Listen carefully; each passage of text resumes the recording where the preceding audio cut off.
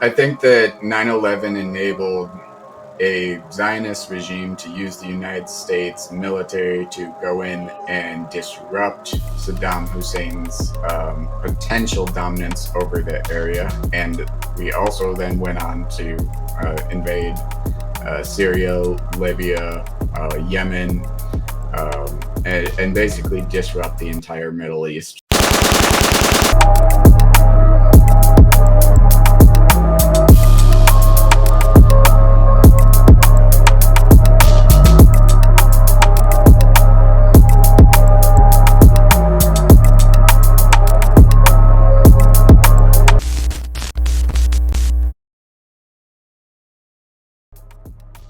As far as is military necessary, absolutely.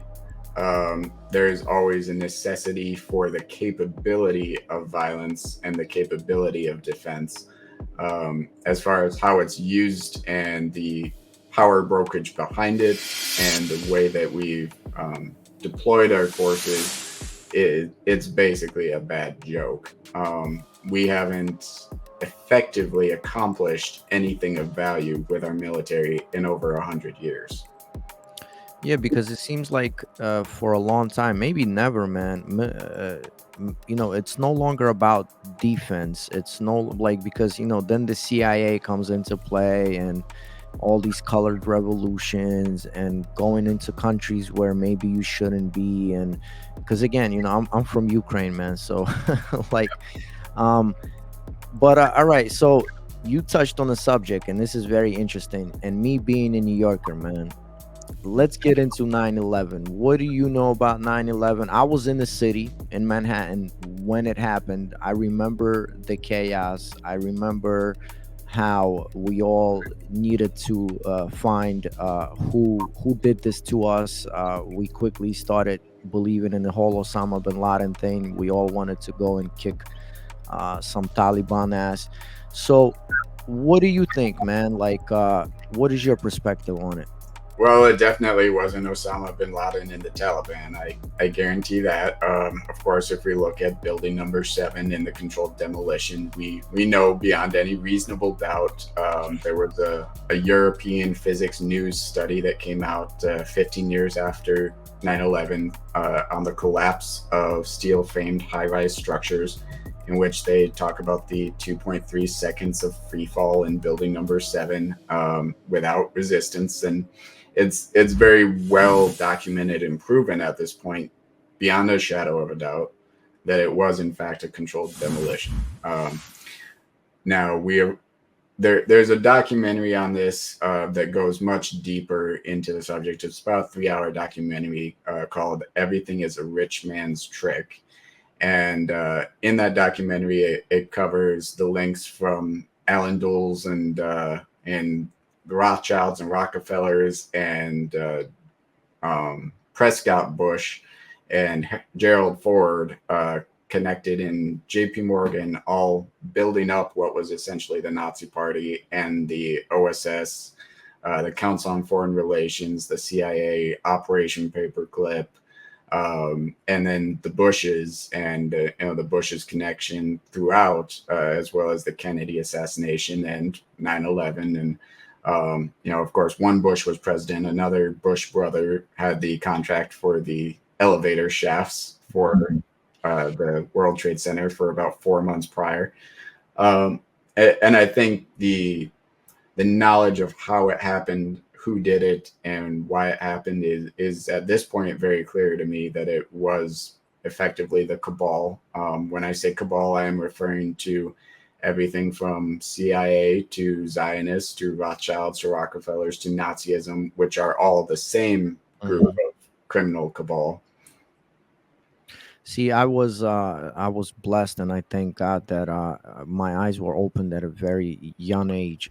Like so, my brain already developed, like knowing all of these things that people call quote unquote conspiracies, and we all know where the term conspiracy came from. Um, so, do you think that the building was blown up from under? Like, is that what you think it was?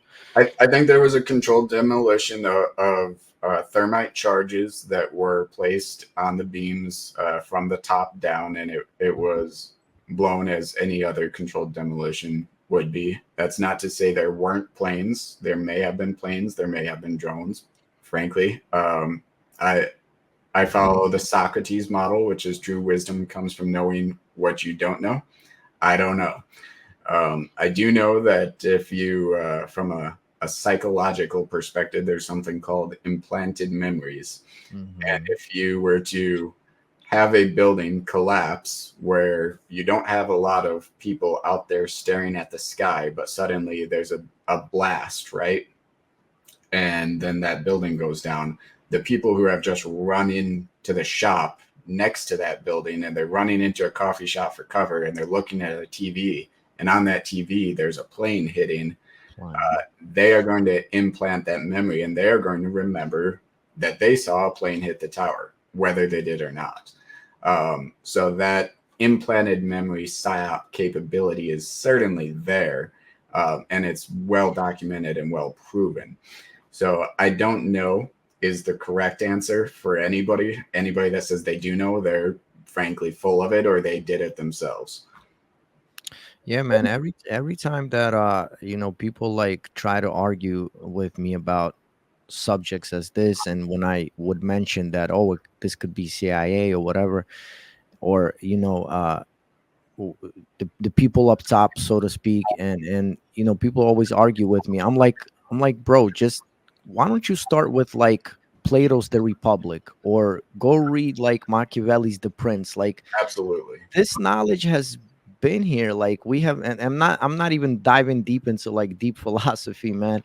I'm just talking about like simple philosophy that's always been in front of us. I'm like, just look at the way, the conquer and divide, and what you say, like false memory and like these are, there are laboratories that work on sociology, man. And the way they sort of control us and have been controlling us. So as far as 9/11, what do you think the purpose was Iraq the purpose? I think that 9/11 enabled a Zionist regime to use the United States military to go in and disrupt Saddam Hussein's potential dominance over the area. And we also then went on to invade Syria, Libya, Yemen, and basically disrupt the entire Middle East, save Iran. So the Zionist regime would not survive without the disruption of all of their neighbors. So I think that they had a vested interest in the United States going in and doing those things. And when you look at the Bush brothers and their connection through the CIA, and being, Bush Sr. being the director of the CIA and the CIA authority on the ground in Dallas at the assassination of JFK.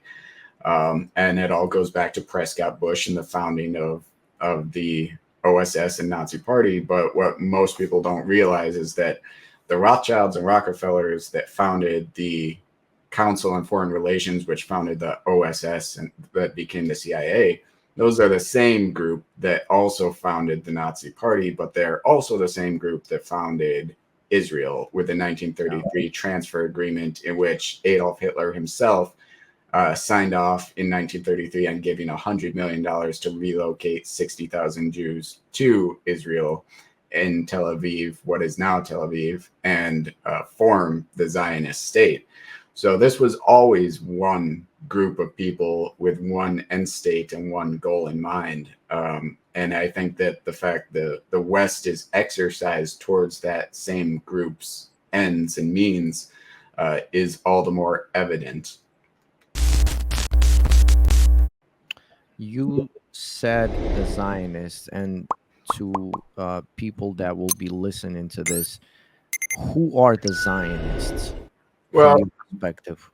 yeah, so the Zionists, I would say, are the ones who are trying their best to effectively make biblical, or I would say Old Testament predictions a reality. And it's not so much that that's what they believe, it's that they're trying to actively procure and make that happen. That's why you have red heifers, the red calves bred specifically for that sacrifice. That's why you've got them trying to build the third temple, and you've got them actively working towards greater Israel.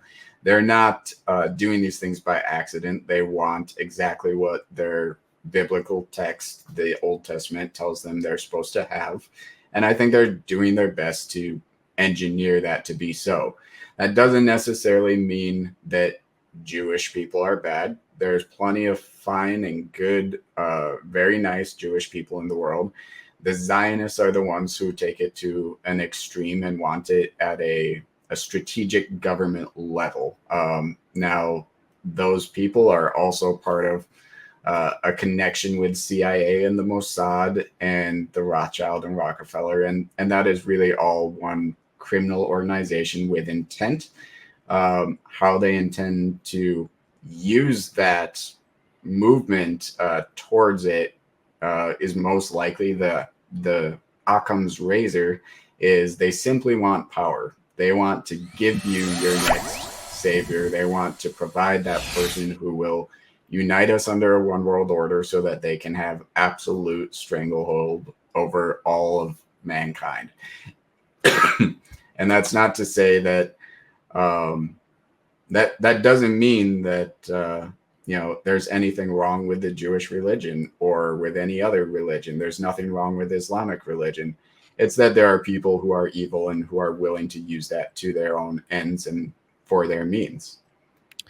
Man, you freaking blow my mind with some of the stuff that you say, because when I was telling my wife last night about you coming on, and I mentioned that some of the things that you say are some of the things that I have said, and she's like, man, you guys are probably connected to the same channel in the ether.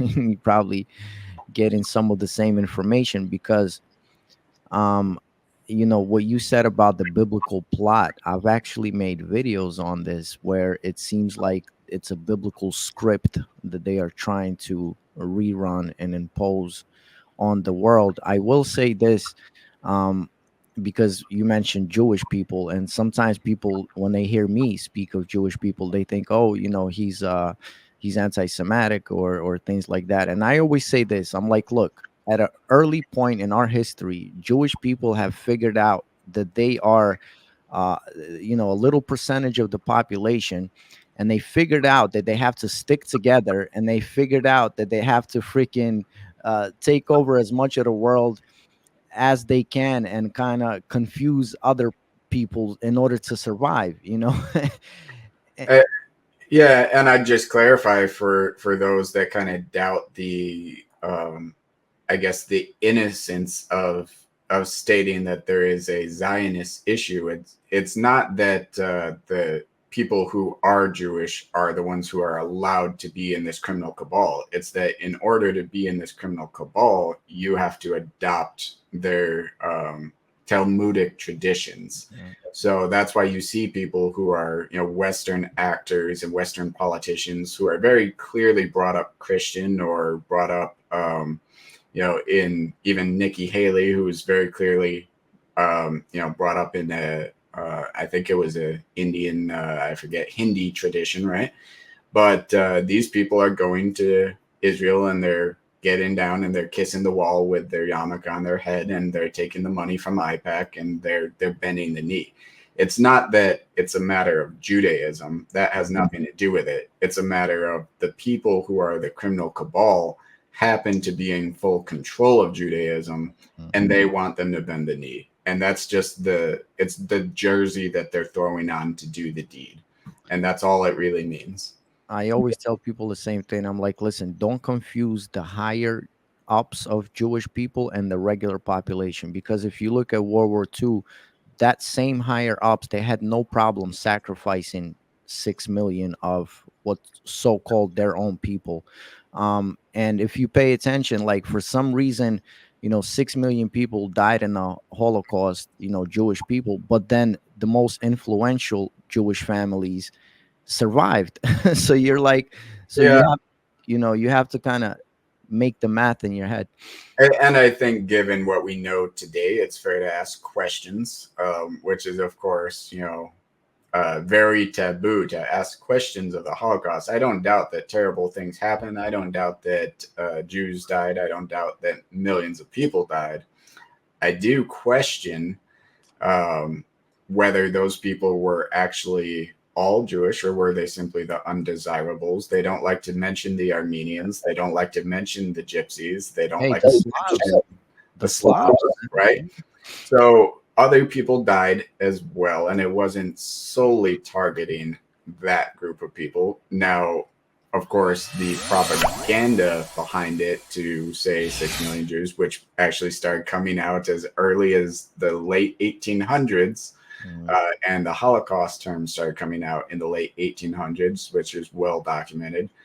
That all pushed a Jewish population to relocate to Israel in very large numbers. And that wouldn't have happened without fear and without political pressure and without a story to go along with it.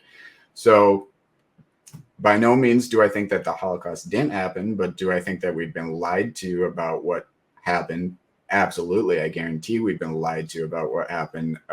It would be insane, frankly. It's not a matter of conspiracy theory. If you think that what you've been told in history is exactly correct, you're an insane person. Exactly, man. I'm gonna ask you maybe something. Maybe you're gonna think this is crazy, but from what I know and from what I've studied, is that Stalin was himself Jewish, but also Hitler was himself Jewish. What do you think about that? I'm not certain on Stalin. I'll be honest. I haven't studied deeply enough on Stalin's roots to say one way or the other. As far as Hitler, I do think there is credence to the idea that he, through his connections from his mother, may have been part Rothschild himself. And I also think he may have been the bastard son of Frederick Wilhelm II, who visited the Rothschild house and may have impregnated the maid. So there's, the technology I've actually released is going to make a lot of this more clear, and it's going to give us the capability to learn the truth, whatever the truth may be. But I would always fall back to the Socrates that I don't know. Knowing what you know, this is so mind blowing that you actually became Catholic. And if you could break this down to me, because this is, I'm confused because you know what you know about religion. Yep. You know what you know how they use religion, yet you become Catholic. So it will be a two-part question. What do you think about the Bible, Old Testament and New Testament? What do you think about Catholicism, and how does that equal up in your mind, man?